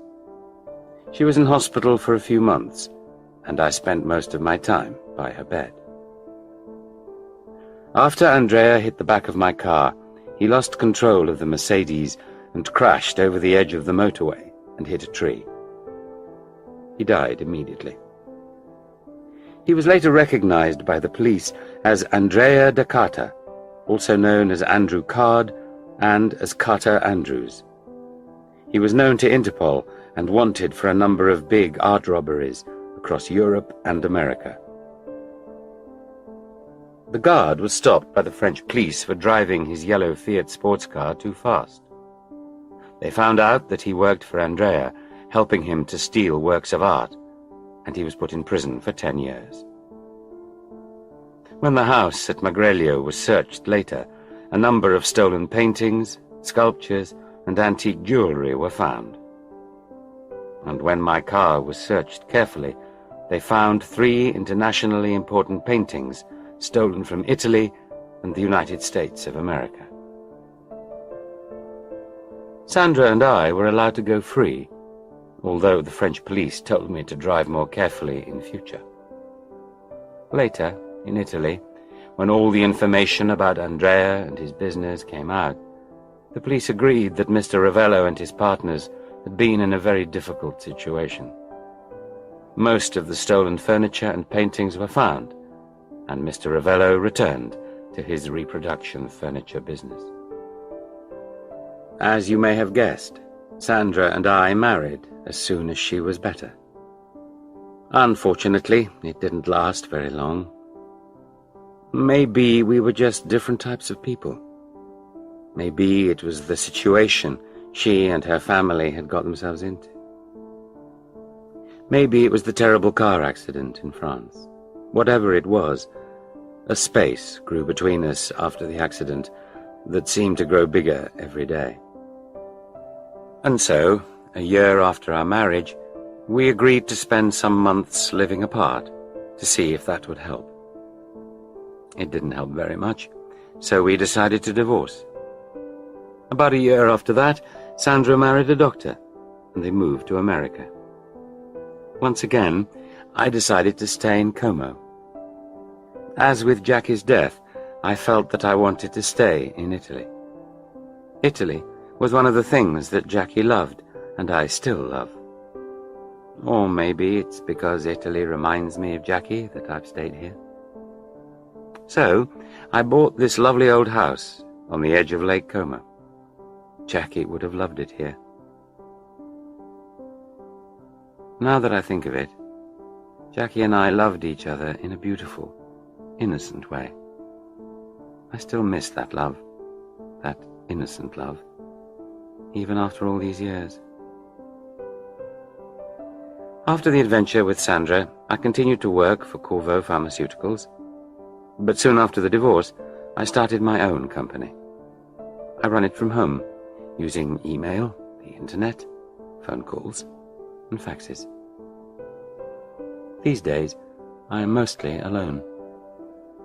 In many ways, my life has been very easy, and there has been plenty of time to think about how things work.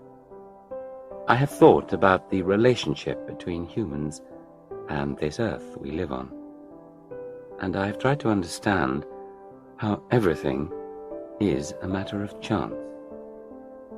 A roof tile falls, a roof tile stays where it is.